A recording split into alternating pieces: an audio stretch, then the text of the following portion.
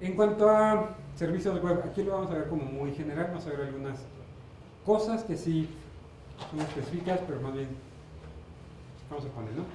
Cuando hablamos de seguridad en web, en este caso nos vamos a enfocar en Apache porque es lo que hemos visto que es más común en la universidad. Bueno, primero especificarle por qué puertos va a oír, por qué direcciones va a oír, que no escuche por todos. Casi siempre por defecto tienen por ahí el 0000. Eso quiere decir que va a oír por todas las direcciones que tengan, por todas las tarjetas que tengan. Y eso regularmente no es cierto. Solamente lo hacemos por alguna dirección, no por alguna tarjeta. Entonces hay que especificar sobre qué dirección lo va a hacer. Para levantar el servicio es importante decirle solamente, o más bien crear un usuario y un grupo que solamente se use para esto, que no tenga privilegios administrativos. Sí nos tocó ver que es más fácil ponerlo con un root, pero no lo hagan. Hay dos directivas que son muy útiles, que es el server signature, es decir, cuando ustedes buscan algo como un not found, les va a decir si ese está en on, qué tipo de servidor es, como la información que está ahí. Es decir, soy un Apache 222 en un Debian tal. Si ustedes quitan esto o lo ponen en off, no les va a dar esa información. Siempre se puede saber qué servidores, qué versiones, sí, pero es un proceso un poquito más largo. Y server tokens, si lo ponen en producción, lo que va a hacer es minimizar la información que va a viajar en sus cabeceras. El de producción justamente es para eso, para que cuando alguien logre obtener información por medio de la misma página, tenga la menor cantidad de información posible. Nadie necesita saber desde afuera qué tipo de servicio tiene, qué versión de servidor tiene. En cuanto a las directivas de directorio, siempre es importante en la parte de índices deshabilitarlos. ¿Esto qué les permite? Si ustedes ponen por ahí, manipulan solo un poco la URL, lo que les permite esto es ver qué es lo que está guardado en un directorio, hacer un seguimiento del directorio. No es algo que alguien deba de ver, a menos que esté autorizado. Entonces la recomendación es que los deshabiliten, no necesitan justamente esto, ¿no? La parte que incluye, sería bueno que si no están haciendo uso de cosas como CGIs, los deshabiliten. CGIs diría que ya no es tan común, pero sí es muy común todavía. Que no debería, pero como hace rato no hay unicornios, entonces todavía pasa. El Allow Override les permite poner directivas en diferentes niveles de directorios. Si ustedes lo habilitan, le están diciendo si permiten o no permiten que cada uno de esos directorios pueda recrear o pueda tener permisos diferentes. Eso tienen que analizarlo. Si quieren que sea forzosa las directivas que están poniendo para todos, o le van a permitir a alguien o a algún directorio que tenga políticas diferentes. ¿Han trabajado con los permisos de Apache? Son en general dolorosos y un tanto confusos. No tanto como los del firewall de Windows, pero son confusos. ¿Por qué? Los permisos de Apache de conexión les permiten solamente literal denegar o permitir las conexiones. Es importante el orden en el que están escritos, de arriba para abajo, pero también son importantes en el orden que decimos que lo apliquen. La forma más sencilla de verlo: si ustedes le ponen un deny y le ponen después allow, lo que van a hacer los permisos de Apache es primero aplicar todo lo que tenga un deny, y después, ya que acabó esa aplicación, hace todos los que tengan un allow. No importa dónde estén escritos, no importa si primero hay un deny, luego un allow, luego un deny, luego un allow. Primero va a aplicar unos y después va a aplicar todos los otros. Esa es la parte que le hace un poco confuso. ¿Por qué? Porque si ustedes lo escriben sin ese orden específico, va a ser raro. Y depende en qué orden lo ponga, va a aplicar cosas diferentes. Por ejemplo, El que tengo ahí dice un allow from UNAM, deny from CERT, UNAM UMX, y el orden en el que lo voy a aplicar es un allow y después un deny. ¿Qué es lo que va a hacer en este caso? Primero voy a aplicar todo lo que sea un allow. En este caso me va a permitir conectar de todo lo que venga de UNAM MX. Y después voy a aplicar todo lo que sea un deny. Es decir, no me va a permitir conectarme específicamente de cert.unam.mx. Al final, en ese orden, ¿qué es lo que me está diciendo? Voy a permitir todas las conexiones de UNAM, excepto solo las que vengan del CERT. Eso es claro, ¿no? Fácil. ¿Qué pasa si yo pusiera el orden al revés? En un deny y después un allow. Lo primero que va a hacer es trabajar con todos los deny. Es decir, lo primero que va a hacer es no permitas la conexión de cert.unam.mx. Y después procesa todas las de allow. En esas allow hay una que dice permite todas las conexiones de UNAM MX. ¿Me va a dejar conectarme de CERT? Sí. No importa la especificidad, importa el orden. Entonces, esta es la parte importante en estos permisos. Recordar, siempre aplica primero unas y después aplica todas las otras. Si hay inconsistencias, aplica las del último. Sí, es un poco confuso, ¿no? Justamente para proteger sus servicios web, tenemos otras cosas como los Web Application Firewall. Estos servicios de aplicaciones web básicamente lo que hacen es filtrar lo que está pasando. Es un firewall de capa 7. Es decir, es un firewall de aplicación. ¿Qué es lo que hacen? Funcionan como un proxy inverso. Pueden estar como un appliance antes de todos sus servidores y es quien se encarga de recibir todas las peticiones. Cuando recibe todas esas peticiones, las analiza por patrones conocidos maliciosos. Si encuentra un patrón malicioso conocido, tira esa conexión de tal manera que no lo permite. Si no lo encuentra, si ve que la petición es normal, es regular, envía esa petición al servidor válido, el servidor hará lo que tenga que hacer y regresa a la conexión. Funciona como un proxy inverso. La gran ventaja es que justamente les permite analizar y filtrar el tráfico que va hacia sus servidores web. Mucho en donde les ayuda justamente en los problemas de código.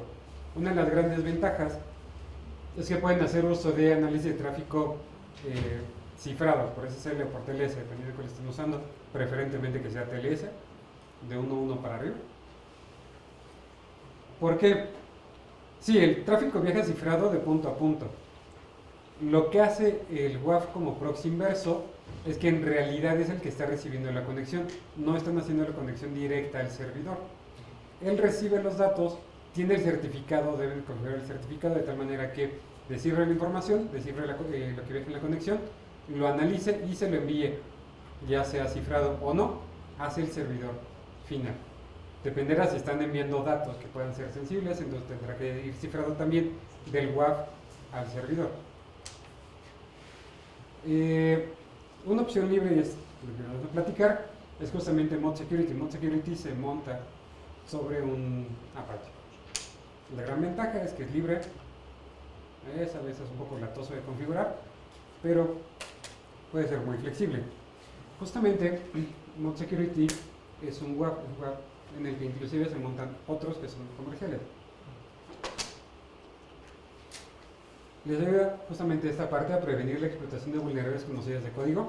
Lo que hablamos hace rato, no van a poder siempre educar a sus programadores, no pueden evitar alguna vulnerabilidad que por ahí se les pueda pasar por alguna razón, aunque tengan una metodología de código seguro. Entonces un WAF justamente les ayuda a prevenir esto. Llegan las peticiones, las analiza y si hay algo raro, las tiran. Las reglas las pueden ustedes descargar e ir más o menos actualizando. Por defecto no son las más actuales, si quieren las más actuales como casi siempre, hay que pagar. Y bueno, ustedes deciden en un principio si lo único que quieren hacer es de esas conexiones registrarlas o restringir los accesos. ¿Por qué es importante esto? Si ustedes tienen un problema, llegan a tener un problema de seguridad y ponen un WAF, una mala idea sería ponerlo a tirar todas las conexiones que se vean raras. ¿Por qué? Porque el WAF no sabe qué es lo que pasa hacia sus servidores. Entonces lo primero que tiene que hacer es aprender. Entonces, cuando vaya a poner un WAF con un security prácticamente con cualquier cosa, primero necesita una etapa de aprendizaje, de registro, ver qué es lo que está pasando, qué es lo que va a suceder. No va a filtrar nada, no va a detener nada, pero les va a avisar qué cosas está viendo que no son normales. Y de ahí ustedes lo empiezan a configurar para decirle, esto sí es normal, esto no es normal. De tal manera que cuando pasan de modo registro a modo filtro, a modo restricción, lo que hace es, estas cosas que tú me dijiste que no parecen normales y lo son, las dejo pasar, pero las que sí, para mí no son normales y para ti tampoco, las empiezo a tirar. Eso es importante. Cuando pongan un WAF, si lo llegan a poner, no lo pongan directamente en modo restricción siempre. Primero tiene que aprender para después decirle que sí, que no y que lo empiece a hacer. Y eso justamente lo ponen con un modo de detection only. El pequeño defecto, bueno, uno de los defectos que tenemos security es que es compilado. Si necesitan hacer cualquier cambio, necesitan compilar todo. Y eso ya ves que puede ser un poco latoso, ¿no? Pero bueno, mejor tener esto aunque sea compilado que no tener nada. En cuanto a servidores web en Windows, el más común es IIS.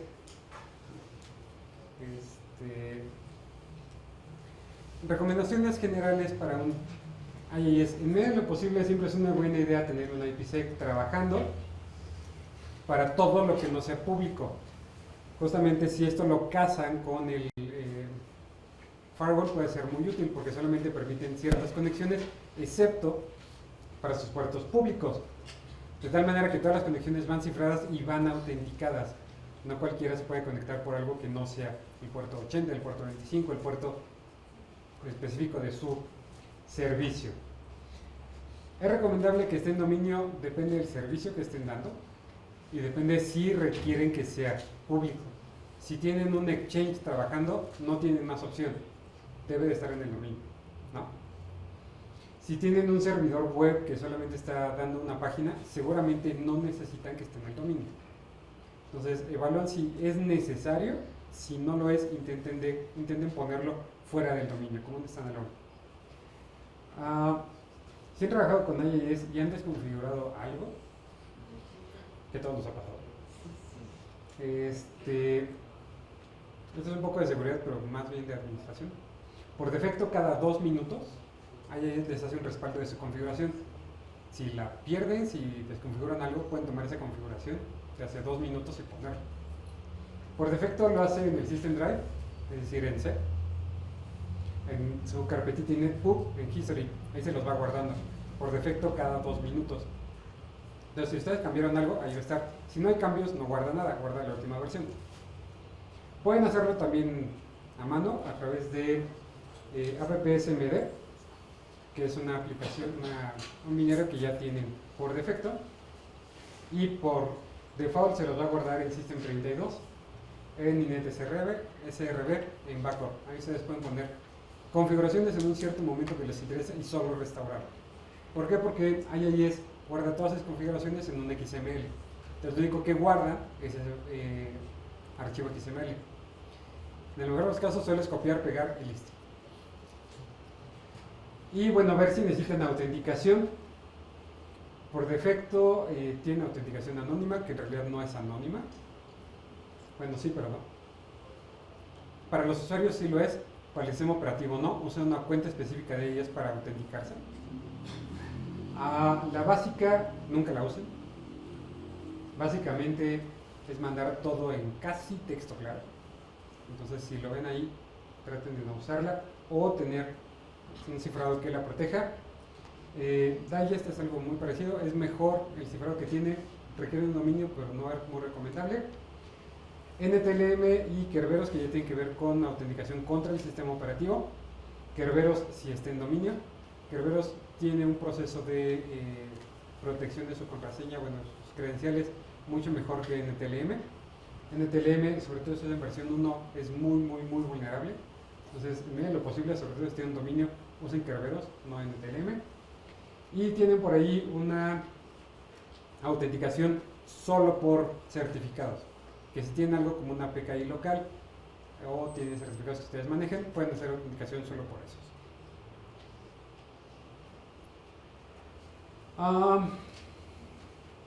Esto igual lo que hemos platicado con Linux, hay que ponérselo los bindings indicados, que escuche solamente las direcciones que nos interesan por los puertos que nos interesan, establecer los permisos y monitorear los directorios que está utilizando, ¿sale? Eso lo podemos hacer con un HIDS, no solamente sirve justamente para los archivos del sistema, también lo podemos hacer aquí y decirle queremos que monitores esto, y si hay un cambio, avísanos. IIS, si no me recuerdo, a partir de 2012 R2 tiene esta parte de authorización rules ya embebida, es decir, reglas de acceso. Pueden decirle, y esto es importante, qué verbos usar de HTTP, cuáles sí, cuáles no. Regularmente acaban usando un get y post, ¿cierto? Pero no son las únicas que pueden utilizar.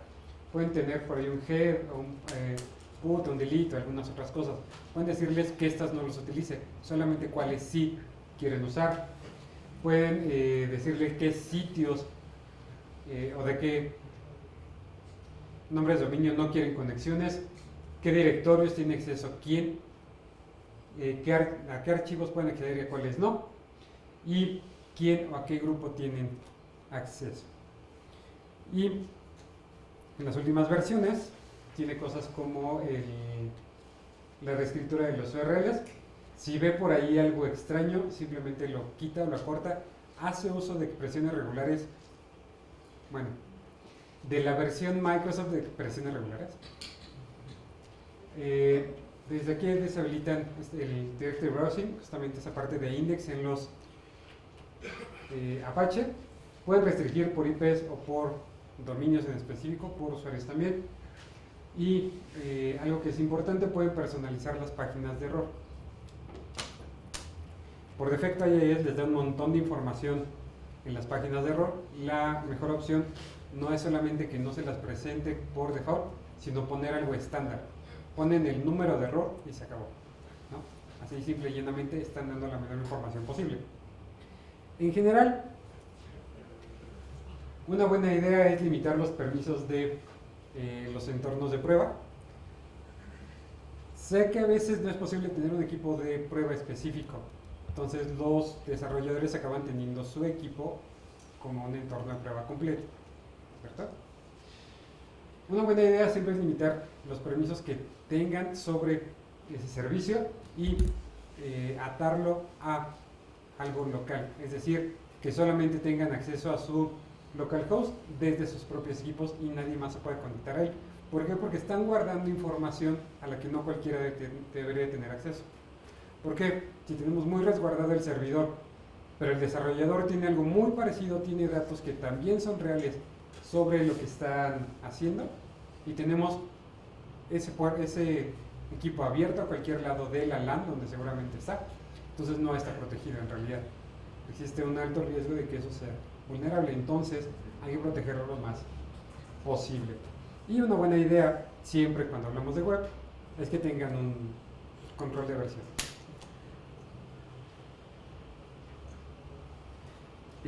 Ahora, con certificados, la gran ventaja ya sabemos: uno, cifra su conexión, hace que los datos en transmisión vayan cifrados, entonces no cualquiera pueda verlos. Autentica su servidor, le dice que sí, el servidor es quien dice ser. Aunque bueno, hay opciones. La pequeña desventaja de un certificado comercial es que regularmente no son tan accesibles y tienen evidentemente un tiempo de caducidad, casi siempre de un año, ¿no? ¿Qué opciones tenemos ahí? Un autofirmado nos sirve, cifra la conexión, sí, pero no auténtica. Es decir, que si alguien se conecta no sabemos si realmente sí es o no es, no hay una forma de verificarlo. La opción evidentemente es tenerlo de una autoridad certificadora válida. Pueden comprar uno con un proveedor, que siempre es caro, depende del proveedor. También hay una opción, pueden tramitar uno con DGTIC, no se los regalamos, se los vendemos, pero es mucho más barato.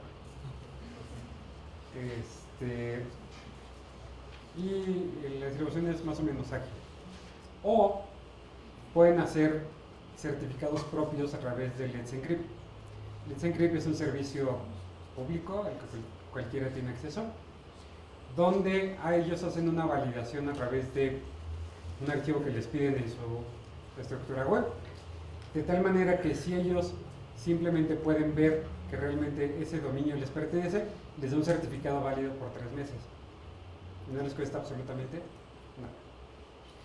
El pequeño problema es que hay que estarlo renovando constantemente, pero pueden automatizar el proceso.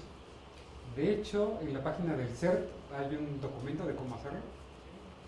Que lo pueden ver, lo pueden checar y lo pueden seguir para tener esto. El pequeño problema con estos de Let's Encrypt que no todos sus navegadores confían exactamente igual en él. Tiene de por sí ciertos niveles, entonces puede que en algunos casos les mande como que no es completamente confiable, ¿no? En cambio, si tienen uno más comercial, es más fiable.